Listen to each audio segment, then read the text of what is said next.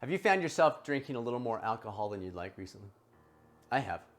So over the next 30 days, I'm going to take steps to change that habit. But rather than just doing it on my own or recording an after video only if successful, I'm going to do it right here in front of you. And I thought maybe some of you would like to join me in this journey as well. By the way, this is not intended to be some dramatic, attention-grabbing, I went cold turkey type of video, nor is it intended to be a replacement for AA or other respected programs. In fact, my goal is not even to completely eliminate alcohol entirely. Instead, it's to shift alcohol from an automated daily habit to something reserved for special occasions. Along the way, I'll share my struggles, my strategies, the discoveries, and I hope we can create some mutual accountability together. I'm Dr. Bradford Cooper, the all-too-human co-founder of the Catalyst Coaching Institute, where we partner with current and future health and wellness coaches and many others to move toward better than yesterday. If this is your first time on the YouTube coaching channel, really appreciate you joining us. Now, first of all, why would I share my flaws via video? Aren't those of us in the health and wellness world supposed to have this stuff figured out? We've all got stuff, and the more we can admit it and come alongside one another, rather than pretending we have it all figured out, we've got all the answers, the better we'll all be able to navigate this life together. Let's start with the baseline. I'll admit, I'm fortunate to not have a personal or family history of alcohol abuse. However, I started off the year enjoying an average of about 3 servings every week, typically a glass of wine occasionally at dinner or a beer at the game. Then over the ensuing months, this 3 serving a week enjoyment merged into a daily habit as the glass of wine at dinner transitioned from conscious decision to becoming fully automated. The lyrics of Justin Moore's recent country song, That's Why We Drink, basically summed up my progression over the last 6 months. Here are some of the words. 'Cause it's Friday, 'cause it's Monday, 'cause it's a charcoal burning Sunday, 'cause my wound up needs a little unwound, 'cause we've been working all day and we're done now, 'cause we're looking for a reason to raise one. I would tell myself I was having a glass of wine because it was perfect with that meal. But then I'd look back over the week and I'd use that reason 7 straight days. On top of that, 1 glass frequently turned into 2, or at least 1 really large glass. Fortunately, it's not gone any further, but it easily could if I don't move the dial.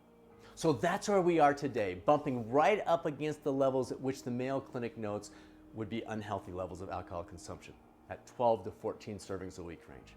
My target over the next 30 days is not to eliminate it entirely, but to move back to making it the occasional conscious choice rather than the default habitual choice, which I generally see as being about 3 servings a week.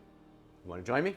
If so, here are some specific ways we're going to make this happen. I'm going to pull in guidance from several of the top researchers and authors we've had as guests on the Catalyst Health, Wellness, and Performance Coaching podcast, like Dr. Wendy Wood, Dr. BJ Fogg. So first of all, I'm going to create more friction to the alcohol choice by adding time and distance between me and that choice. Right now, I have easy access to a bottle of wine. I just walk down to the basement, pick out a bottle, and I'm good to go. To change this, I'm going to place some items between me upstairs and getting to these bottles. So that'll require additional time, additional effort to access it. Dr. Wood highlighted in a study that showed when an organization changed their elevator settings so that it took 16 seconds for the door to close versus the typical 4 or 5 seconds, the more people took the stairs. That's essentially what I'm doing with that time and distance delay. Number 2, related to this, rather than keeping the leftover bottle conveniently available in our upstairs kitchen fridge, I'm going to move it downstairs into this fridge here, creating more time and distance and thus friction. Number 3, provide an enjoyable replacement for that wine over dinner, such as a glass of juice, and have that readily available. Number 4, supportive accountability is always nice. So I've shared my plan with Susanna, my bride of 28 years, as well as my kids. Knowing they know what I'm doing will make it far easier whenever we get together for dinners or other events. The 5th aspect, I'll be tracking a variety of things to share with you here, from daily alcohol intake to sleep quality, resting heart rate, stress scale on my Garmin, those types of things. And that tracking will increase the conscious nature of this whole thing. And then lastly, by making this 30-day journey a public one, I have the additional advantage of knowing there's potential that maybe at least a few other folks may benefit from my own discoveries, shared struggles, and outcomes. That's motivating.